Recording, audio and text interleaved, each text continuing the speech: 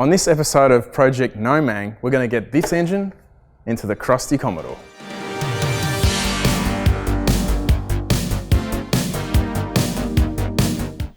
Hey George, doing a bit of work on the old VS, I see. Yeah, mate. Not to my liking, but we're getting ready to take the Ecotec out. She's ready to come out. After that brilliant dyno run. You know what? Yeah, I was tempted to leave it in after that, but unfortunately, the project must go on, and the people have spoken to a degree. But otherwise, no, we'll get her out. Not much left now. We've pretty much removed everything. Just removing the last little bits. Tail shaft out, and motor box will be coming out very shortly. So we're ready to rock and roll pretty much. And yeah, from here after that, we're motors, Barra and ZF are ready to go in, so yeah, I guess we can get started. All right, so we'll give you a bit of a rundown of what we're planning on doing in the rear end.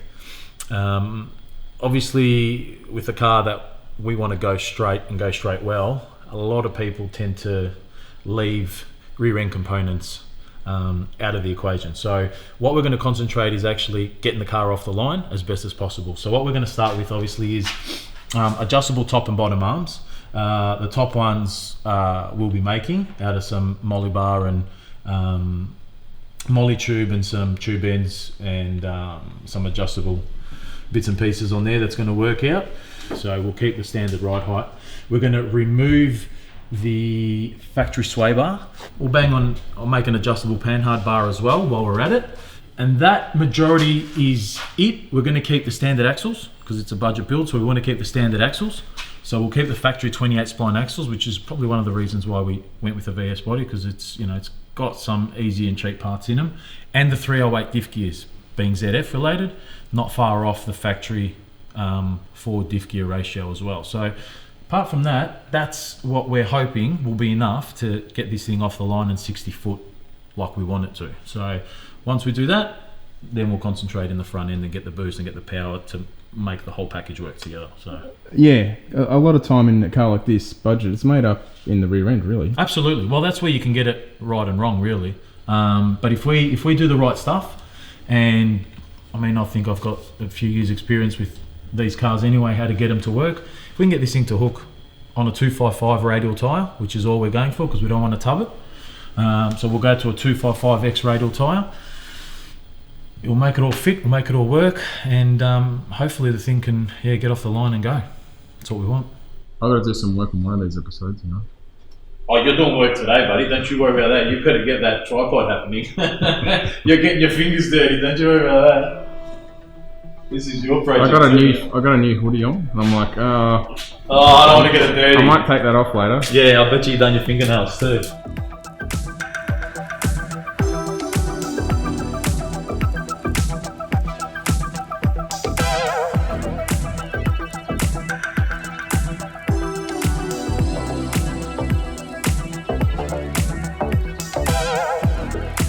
The last time I saw this, it didn't look this shiny, George. No, and it wasn't supposed to because we just bought it. While we've been preparing, we've done some stuff to get it ready and looking healthy and nicer to fit in between the strut towers of the VS. So we had to doll it up, had to look pretty. It's going to be a full boost project car. It's got to look good. So I like the white rocker cover. You don't see it too often. No, you don't see it too often. So I thought we'd colour code the engine a bit, black and white and a touch of silver. Keep it simple, don't overdo it, yeah? So we went with because it was a FG gas motor, they were set up with a bit of BABF stuff, so the rocker cover was an FG, so I had to chase down an FG rocker cover. When I had that off, I got that sandblasted, got that powder coated, and we picked up an NA coil cover as well, which hasn't got the... a lot nicer. It is a lot nicer, yeah, it hasn't got the cutouts and that. So at the same time, you'll also notice, hard to tell with the cover on, but I have put some Dash 10 weld-ons as well, in preparation for a catch can. All right, so that's been done before powder coating as well. We stripped the engine down. We needed a BF sump as well, so we managed to get a BF sump. We put why do you run just for people who don't know? Okay, so we got the BF sump as opposed to the FG sump. FG's rear hump, BF's front hump. So because the VS K-frame suits the front hump stuff, we had to get the BABF sump. So we've got the BABF sump and pickup. So that's all been fitted. Gave us a chance to have a look inside the engine too. As usual, being a gas motor, it's clean as. It's clean as, man. So we're pretty happy with that. So we powder coated the timing case cover as well to sort of blend the black and white theme in. And we just fitted a brand new water pump and a BABF alternator. FG alternator is computer controlled. Okay. So they got a computer control reg in them, so we had to revert to the old school BABF alternator. So we got one of those fitted as well. And you're making it a bit simpler up front running a manual.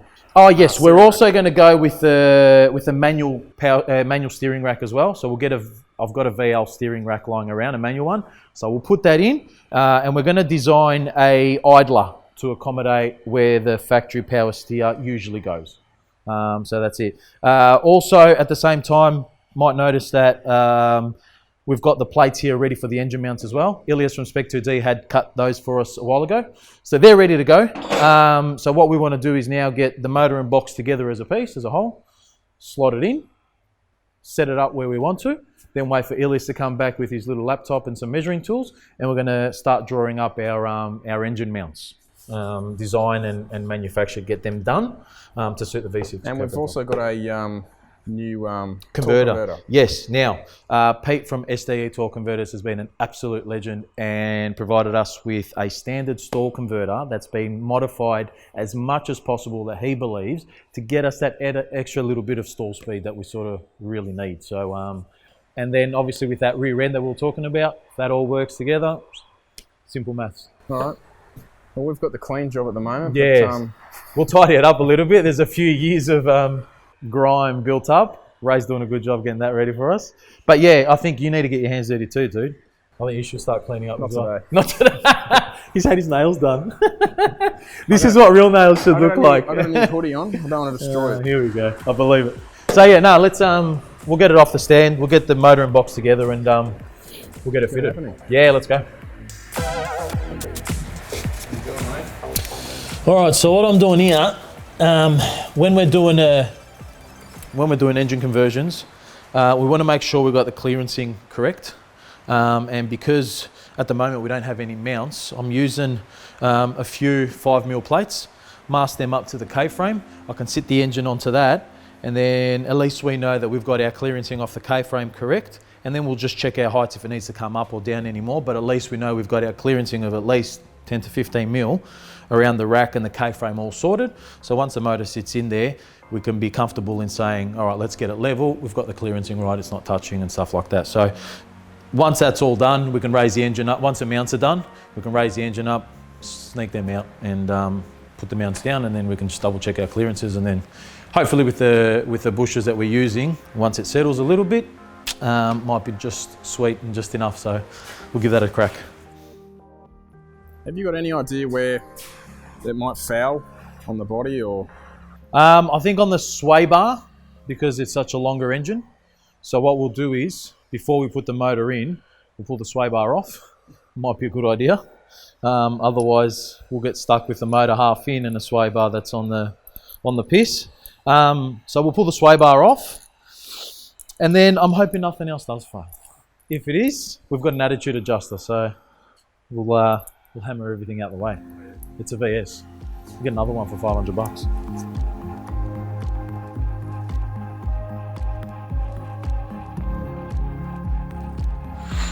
If my calculations are correct, the mounts should line up pretty straight, if I'm right.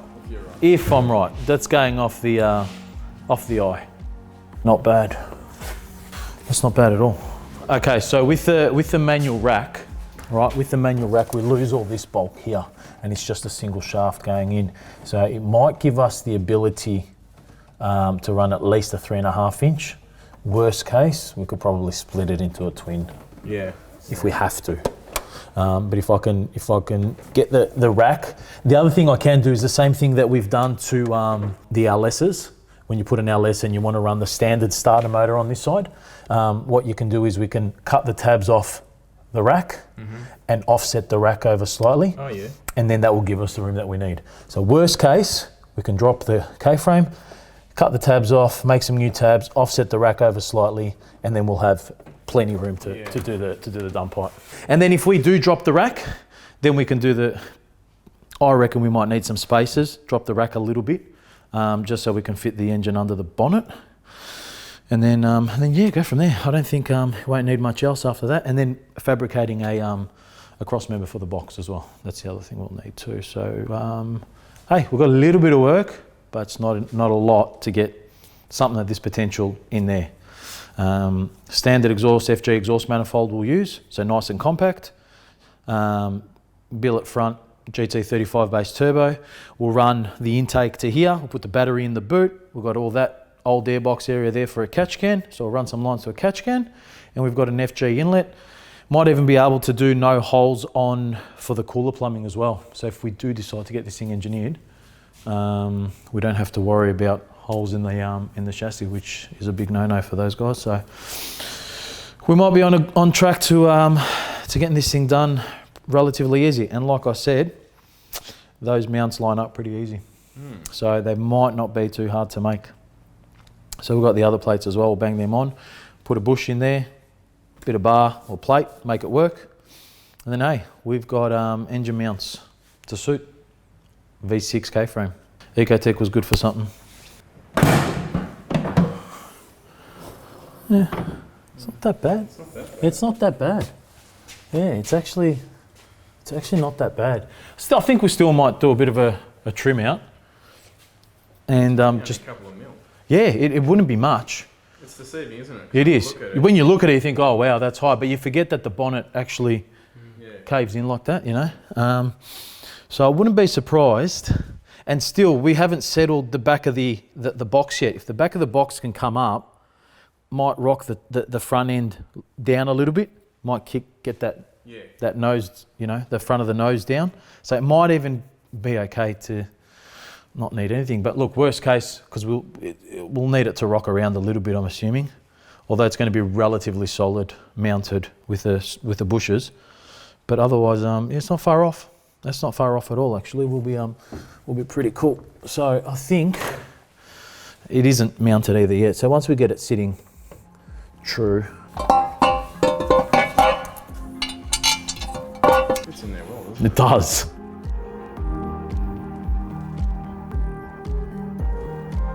Mate, honestly, cooler plumbing is going to be a piece of piss. A piece of piss. So from here, straight out into there, up through there. The alternator. Yeah, here, come up through there, depending on there, down through there. Otherwise, we can probably do it like a BF and point it down. Yeah. And maybe get it this way, but then it's going to interfere with the exhaust, with the oil drain. No, that's not going to work. Just got to make a cross member. So that's the ZF? Yeah, that's the ZF. That's a factory ZF mount as well. So that bolts up in there. And so what we'll do is we'll make a little plate here, and the factory mounts, they've got 3 holes, so we can use the rear 2. That one I think still there, yeah, so we can use the rear 2 and then make a bracket and some plate work and make it all come together somehow.